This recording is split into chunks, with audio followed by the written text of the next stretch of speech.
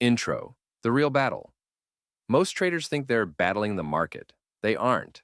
They're battling themselves. You're not losing because of your strategy. You're losing because of the person who shows up to execute it. This video isn't about chart patterns, setups, or indicators. It's about the shadow behind your mouse, the version of you that breaks rules you wrote, the one who clicks out early, adds to losers, and chases dreams with borrowed logic. This isn't another lesson. It's a mirror, a brutally honest look at what really drives your trading and what destroys it. If you've ever sat in front of your screen and wondered, what's wrong with me? This is where the answer lives. Let's begin. Chapter 1. The Night I Lost Everything. 2:47 a.m. The house is silent. Everyone's asleep except me. The only light in the room bleeds from 6 monitors, not illuminating my future, but revealing the wreckage. Red numbers blur on the screen. $18,300 real money. Real account, gone. No tears, no screaming. I had passed the panic hours ago.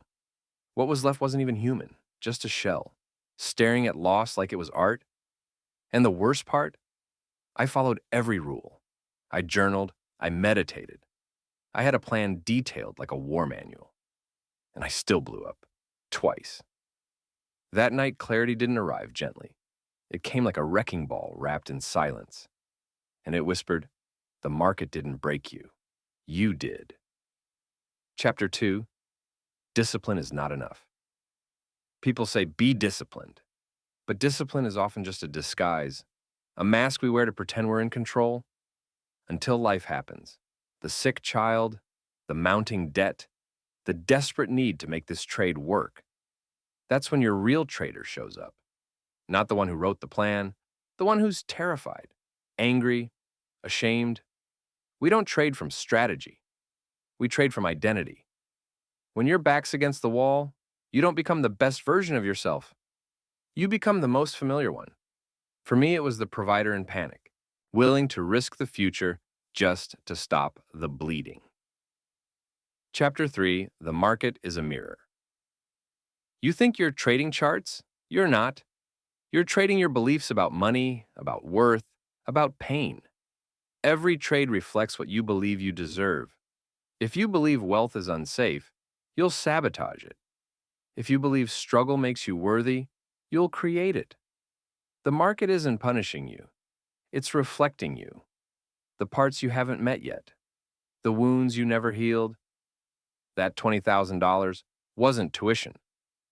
It was a mirror, showing me what I couldn't see until everything was gone. Chapter 4. Who's really trading? You ever look at a trade and think, who the hell was I when I placed that? That's the point. You're not just one trader. You're 5. The calm strategist, the anxious gambler, the revenge seeker, the thrill chaser, the tired parent trading to pay a bill. And each one has full access to your capital. That's why you're inconsistent. Because the version of you trading on Monday morning is not the one who's still clicking buttons Friday night. The market doesn't care who shows up, but your P&L does. Chapter 5. When losing feels like home. You don't fear loss. You're addicted to it. Not because you enjoy pain, but because it's familiar. If you grew up around scarcity, debt, emotional chaos, loss isn't just an outcome, it's home. So when a trade starts working, some part of you panics. This can't be right. I didn't earn this. I don't deserve this. So you exit early. You shrink. You unconsciously give it back. Not because you're bad at trading, because you're excellent at reliving your past. Chapter 6. Your brain is sabotaging you. You think your brain is here to help you trade? Think again. You have 3 brains. The reptile, pure survival. The mammal, emotional validation. The human, strategic logic. The problem is, the human designs the system. But when stress hits, the reptile trades. That's why you click out of winners. Why you revenge trade. Why you add size and anger. You're not broken. You're just hijacked. You're trying to be rational. while your nervous system is screaming, "We're gonna die." Chapter 7. Training the Real Trader. You don't need more discipline. You need more capacity. Your nervous system is the trader, and it only knows what it's been trained for. That's why I started taking ice-cold showers before market open. Not to be trendy, to train the part of me that panics when the screen goes red. If I can stay calm under cold water, I can stay calm under pressure. That's not motivation. That's biology. Chapter 8. Success is more dangerous than failure. You think failure breaks traders? It doesn't. Success does. Failure humbles you. Failure humbles. Success whispers, "You've arrived." That's when you stop following rules. Start skipping analysis. Start thinking the market owes you something. Success breeds belief. Belief breeds ego. Ego breeds recklessness. And the market? It loves to punish arrogance.